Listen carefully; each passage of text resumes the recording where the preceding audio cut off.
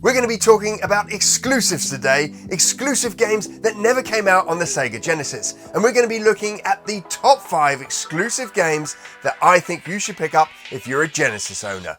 My name's Mike, and this is the Retro Gamer Boy Show.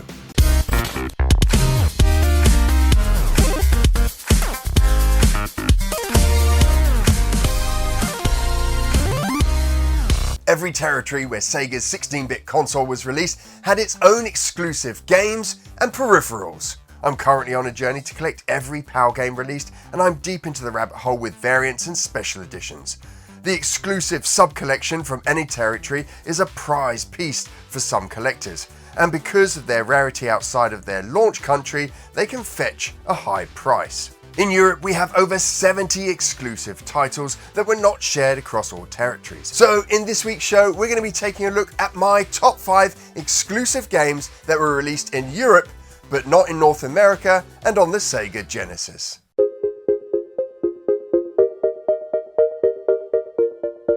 At number 5, we have 𝗵𝗺𝗃. 𝗵𝗺𝗃 is notorious for its badly translated intro and one line in particular. All your base belong to us, and you have no chance to survive, make your time.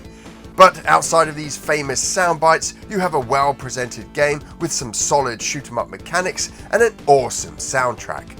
The intro cutscene is pretty spectacular despite the localization, and definitely one of the better intros for a game of its time with animations and rudimentary lip syncing. The gameplay is solid if not a little slow, but this made the game a better entry point for those gamers who like the idea of a shoot 'em up but were intimidated by some of the faster moving shmups on the system. Lock-on weapons make taking on enemies head-on less of a risky maneuver.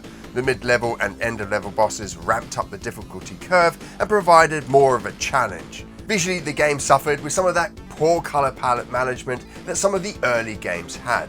As we got into 1994 and beyond, games really started to understand how to utilise Sega's 16-bit console colour palettes. But saying that, there's some nice enemy design and some decent special effects. The backgrounds are well drawn but quite static, but whilst the visuals don't quite hit the mark, the soundtrack does, and has an awesome set of tunes to listen to as you take on the alien scourge. 𝗵𝗺𝗃 is iconic, fun to play, and great to listen to. And whilst the game didn't get a release in North America back in the day, it did get a more modern release courtesy of Retrobit.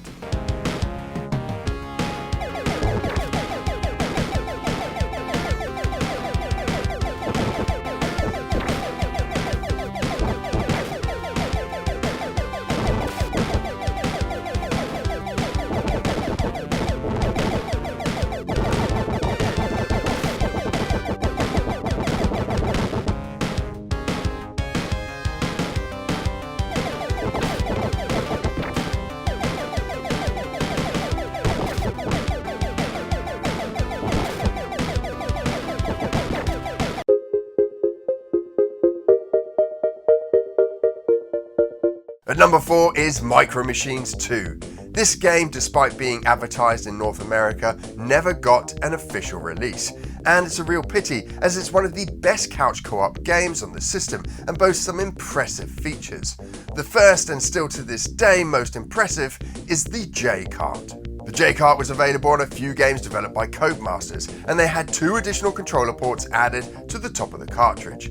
This allowed 4 players to play simultaneously, and if 2 players shared a controller, one using the D-pad to steer and the other using the face buttons, you could have 8 simultaneous players. The game also had head-to-head mode, challenges, knockouts, the Super League, and time trials. There were 17 vehicles, and they included mini micros, over 50 courses, battery backup, and a 16-player tournament. Despite all the extras, the game retained its ability for just pure fun couch co-op action. The different vehicles like boats, monster trucks, and helicopters help vary the gameplay, and the brilliant universe of Micro Machines with its huge props really made for a great racing setting. It's an insanely fun game with a ton of content and a very cool multi-port feature.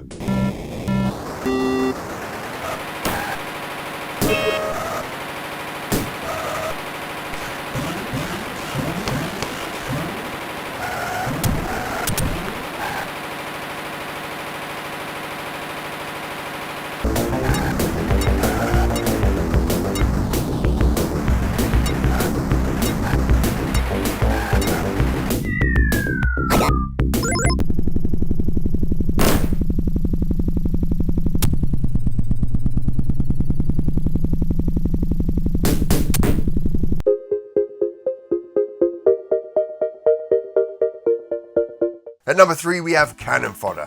Cannon Fodder was developed by British game developer Sensible Software, responsible for the very successful Sensible Soccer. The game, like most of Sensible's games, had a top-down view and was essentially point and click for the main control mechanic. You start off with a squad and you can click on the game screen to move them to the location you want, and click on enemies to take those enemies out.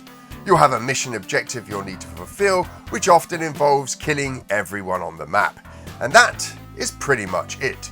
But the gameplay, map design, control system are so perfectly balanced that they make this simple concept into one of the best games to be released on the system. It is in fact a timeless game, and you can have as much fun playing it now as you did back in the day. It's a beautifully crafted game with intricate details and the small pixel characters and objects, and it has a wide variety of landscapes where skirmishes take place. One of the game's more unique features is that it has permadeath.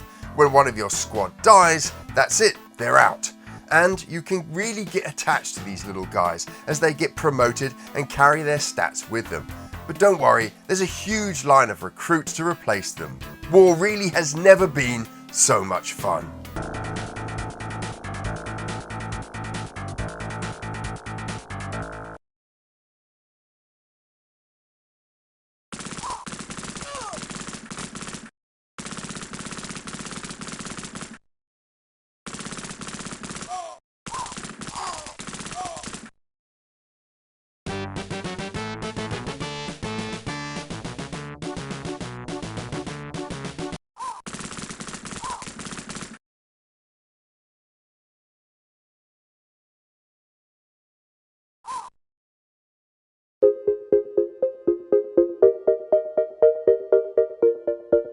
At number 2 we have a game that was not released on the Sega Genesis, but it did eventually get a release on the Sega CD.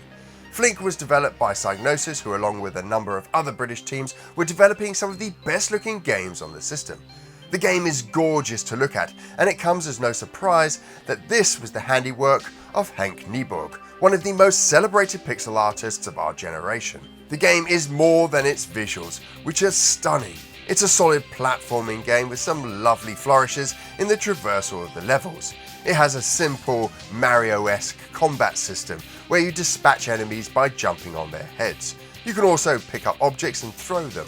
One of the more unique aspects of the game is that you can find objects in chests which you then combine and craft together to make different spells. These spells help you out on your adventures and even unlock new areas of the map. You can't talk about 𝗶𝗃 and not gush at the graphics. The attention to detail in every single aspect of this game is just breathtaking. The isometric map with its fog of war, the background art, the foreground art, enemy design and character animation are just staggering to look at. The game also has a nice upbeat soundtrack that can get a little tedious at times.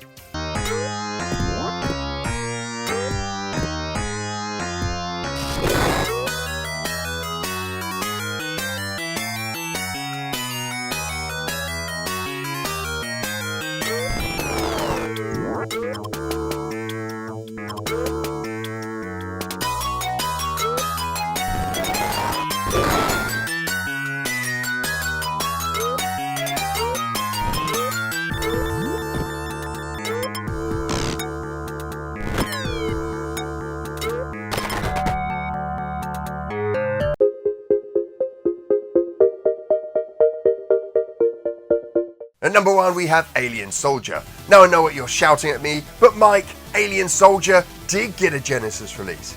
That is technically correct, but it was only available as a digital download on the Sega Channel. The Sega Channel was ahead of its time and very few people had the service. This was primarily down to how expensive it was. The Genesis had no physical release, and the game was relatively unknown in the region. It wasn't until the release of the Genesis Mini 2 that Sega fans in North America could enjoy an official version of the game once again. Alien Soldier is not just one of the best PAL exclusive games, it's one of the best games on the console, with some revolutionary gameplay mechanics, stunning visuals and a great soundtrack. The core mechanic is run and gun, but the game structure is boss rush, with the short levels in between bosses allowing players to power up before their next boss fight. The gameplay is fast and intense, with the player switching between 4 weapons of 6 that you can choose from the beginning of the game. You can dash, jump, double jump and hover, and all of this is needed to take you through the 26 bosses in the game. The game is hard, but mastering the dash will help you to dispatch bosses quickly. The artwork in the game is lovely and the 26 bosses are at times stunning with different animations and attack patterns. Whilst the Super Nintendo had the tough but excellent Contra, I'd argue that Sega's answer to this was the superior Alien Soldier. Let's go!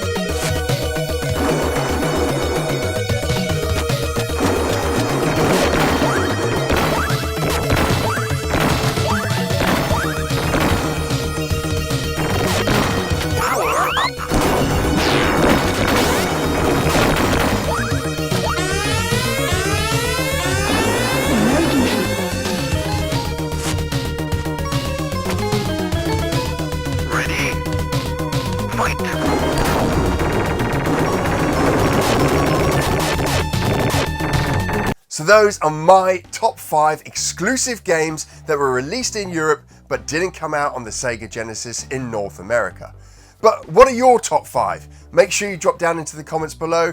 Let me know if you agree with any of the titles that I've chosen or if you have a completely different top 5 to me. Now, it'd be awesome if you enjoy these shows, if you could share them and like them. It helps grow the channel. We make brand new content every single week.